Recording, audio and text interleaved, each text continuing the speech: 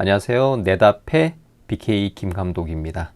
이 채널은 내가 다닌 패급 회사 이야기라는 주제로 이제 이야기를 들려주는 라디오 형식의 채널이고요. 내가 다녔었던 혹은 내 지인이 다녔었던 내 친구가 다녔던 그런 회사 내의 부조림이나 21세기에도 이런 식으로 일을 진행하는 회사가 있나? 이런 재미있는 좀 패급 회사들의 이야기를 재미있게 시청자들이 저에게 들려주시고 그리고 다른 시청자분들한테 들려주시는 그런 채널이라고 생각해 주시면 되겠습니다.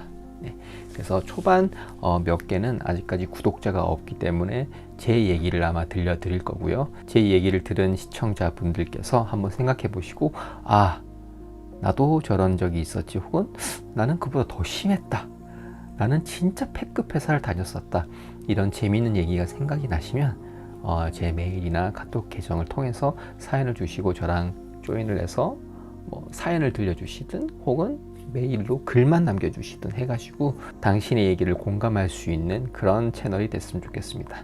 그래서 우리 직장인 회사원들 출퇴근하기 힘드시잖아요. 그럴 때 이제 집에 가시다가 혹은 회사를 가시는 길에 잠시나마 조금 재미있는 얘기를 들으면서 갈 수 있는 그런 채널이 됐으면 좋겠습니다. 처음이니까 이제 제 얘기를 들려드릴 텐데요. 저는 이제 카메라로 먹고 사는 직업을 하고 했었습니다. 그래서 사진이나 영상, 단편 영화, 독립 영화가 될 수도 있겠죠.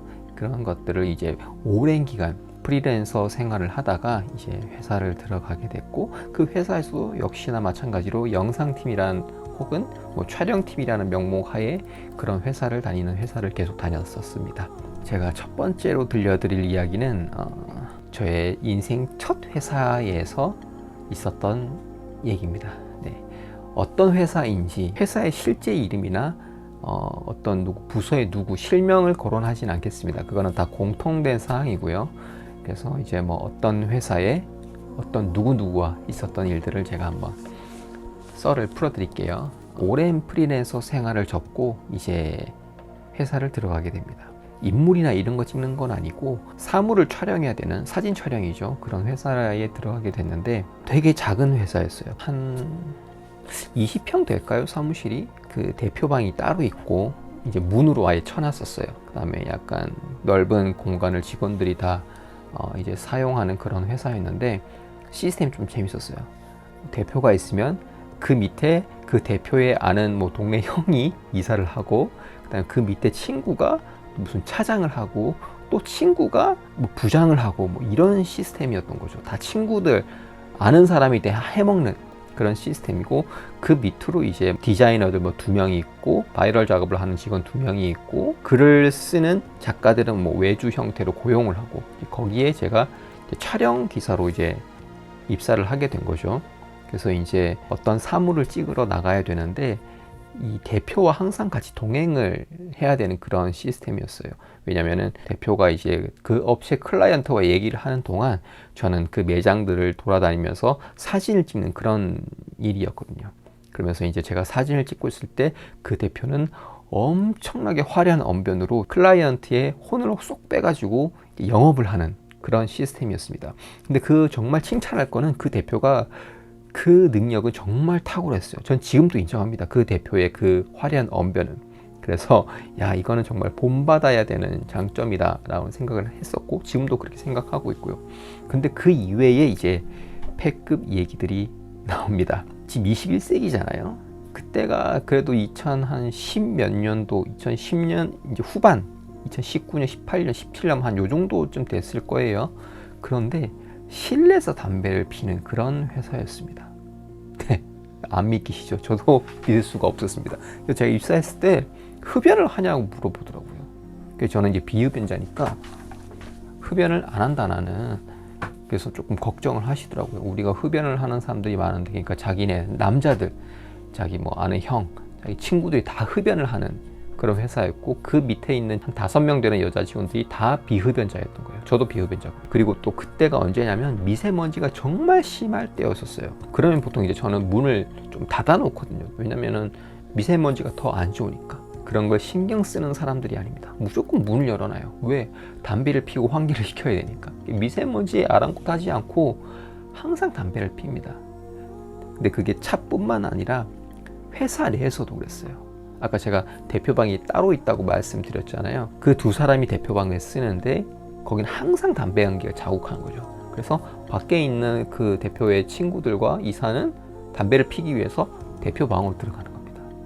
나머지들은 그 밖에 있고요. 그렇게 실내에서 엄청나게 흡연을 해댔죠. 정말 너구리 소굴이었어요. 야, 아니 한 번, 두 번도 아니고 저렇게 줄담배를 필 수가 있구나 싶을 정도로 정말 담배를 펴댔어요. 그래서 이제 출장을 가게 되면 클라이언트들 만나러 지방을 돌아다니지 않습니까? 가는 내내 차 안에서 줄담배를 피는 겁니다. 이제 대표가 운전할 때도 있고 제가 운전할 때도 있는데 계속 담배를 피는 거죠. 제가 비흡연자라는 그런 거는 아예 배려가 없어요. 그냥 계속 피는 거예요. 네. 그리고 나서 뭐 휴게실에서 쉬든 고속도로 타고 가다가 이제 쉬는 구간이 있지 않습니까? 그럼 내려서 그때 이제 흡연을 하면 되는데 웃긴 거는 다 내려가지고 뭐 운동을 해요. 밥을 먹고 와요. 그러면 그때 피질 않고 차에 타고 출발할 때 핍니다. 되게 재밌죠. 이제 이렇게 담배를 피면서 지방을 가죠. 근데 여기서 또 일이 일어납니다. 이제 보통 그렇게 출장을 가면 대표와 저 딱 둘이 가게 되는데요. 서울 인근 지역을 촬영할 때도 있지만 보통 지방으로 많이 가게 됩니다. 전국을 돌아다니는 거예요. 가게 되면 그 지역에 유흥가라고 하죠. 근데 그런 일반적으로 술 마시고 하는 데가 아니라 또는 엄청나게 고급진 유흥업소를 가는 게 아니라 약간 떨어진, 그러니까 흔히들 뭐 노래방에 가서 뭐 여자분들을 부른다던가 아니면 조금 떨어진 유흥업소에 가가지고 뭐 부른다던가 이런 식이었어요. 근데 거의 갈 때마다 그랬던 것 같아요. 근데 저는 그런 걸 별로 안 좋아하다 보니까 저는 이렇게 옆에 산 쪽으로 가만히 보고 있고 그러면은 그 이제 불러 들어온 아가씨랑 대표는 막 노는 거예요. 심지어 어떤 일까지 있었냐면 이제 지방 출장을 다니다가 김해라는 곳을 가게 됩니다. 이제 부산 바로 옆에 위치한 곳인데 예를 들면은 부산이 서울이라고 치면은 김해는 부천 같은 곳입니다. 그래서 저는 이제 고향이 부산이다 보니까 저는 부모님 집에서 자고 바로 촬영지로 가겠다라고 말씀을 드린 거죠. 그러면은 보통 김해니까 촬영지가 김해니까 그 근처에서 숙소를 잡잖아요. 그래서 다음날 자고 아침에 일어나서 전화를 드렸는데 김해가 아닌 겁니다. 그 부산의 어떤 유흥 지점이 밀집된 장소에 숙소가 있는 거예요. 예를 들면은 부천이 촬영 장소인데 역삼 선릉에다가 숙소를 잡은 거죠. 이해되시죠? 그래서 제가 그쪽으로 갑니다. 아니야 다를까 그 유흥업소들이 밀집해 있는 건물에 어떤 모텔이었던 거예요. 그러니까 그 밤에 또 혼자 신나게 논 거죠. 제가 가장 많이 스트레스 받았던 거는 사진 촬영을 하는 부분이었어요. 일반 블로거들이 쓴 것처럼 아마추어들이 사진을 촬영한 건데 실제로는 전문가가 찍는 거예요. 그러니까 전문가가 찍는 건데 최대한 아마추어처럼 보이게 찍어달라는 게 그 요청이었었어요. 근데 그게 쉽지가 않았던 게 하는 사람마다 다 그 요구하는 게 다 달랐어요. 대표는 이렇게 찍어라, 이사는 뭐 저렇게 찍어라, 뭐 블로그 팀에서는 이렇게 찍어달라. 이 다 다르니까 누구 입맛에 맞춰야 될지를 모르겠는 거예요. 근데 제가 들어오기 전에는 그 일을 대표가 하고 있었거든요. 대표한테는 아무 말도 안 하는 거죠. 아무런 피드백이 없으니까 일단은 그 전 사람이 촬영했던, 그러니까 즉 대표가 촬영했던 그 사진 샘플을 보고 최대한 그렇게 비슷하게 이제 찍은 거죠. 그런데 또 뭐라 말이 나오는 거예요. 그래서 또 다르게 또 찍어갔어요. 그러니까 또 너무 전문가적이라는 거예요. 그럼 색깔이 또 안 맞다는 거예요. 근데 그때 당시 그 회사 카메라가 정말 스마트폰보다도 못한 디지털 카메라였거든요. 그러니까 이 사람들은 클라이언트들은 이 카메라가 좋은 건지 나쁜 건지를 모르니까 일단 크고 보면 되는 거예요. 아, DSLR이다. 그냥 크고 비싼 카메라일 것이다.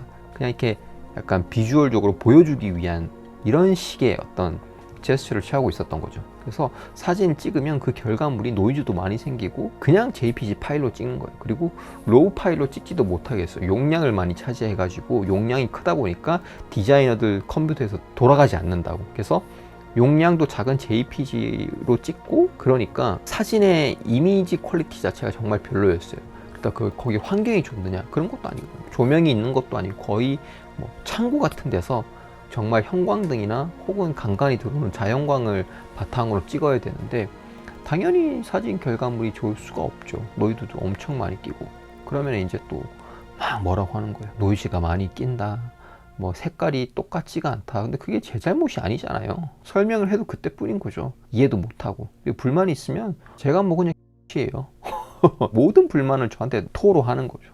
그래서 너무 답답해가지고 한 번은 예전에 대표가 찍었던 사진이랑 제가 찍은 사진을 가지고 예전에 사진 전시회를 같이 열었던 어떤 그 모임이 있는데 그 모임에 가가지고 이제 사진 두 개를 보여줬어요. 어떤 게 낫냐? 이제 누가 찍었는지는 얘기는 안 하고. 그러니까 한쪽으로 다 몰렸어요.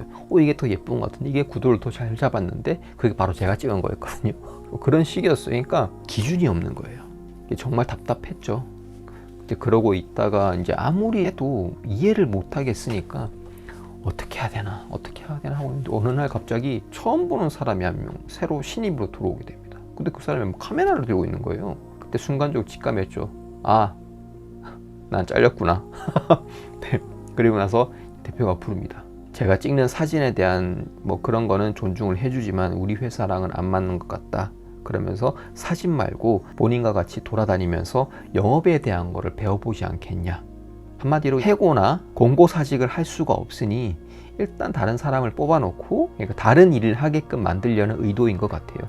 왜냐면은 뭐 그냥 해고나 공고사직 같은 걸 하면 나라에서 주는 지원금이나 이런 걸 받을 수 없는 아마 그런 요건들이 있을 거예요. 근데 그 회사가 나라에서 받는 지원금이 있는지는 잘 모르겠는데 그냥 자르면 자르지 왜 그렇게 저한테 말을 했는지는 모르겠는데 하여튼 저한테는 해고는 안 하고 영업적으로 한번 일을 배워보지 않겠냐라고 하길래 저는 당연히 아닙니다. 그냥 제가 능력이 없는 것 같으니 그냥 제가 나가겠습니다 하고 이제 그렇게 첫 번째 회사를 2개월인가 3개월 만에 한때 3개월이 안 됐었어요.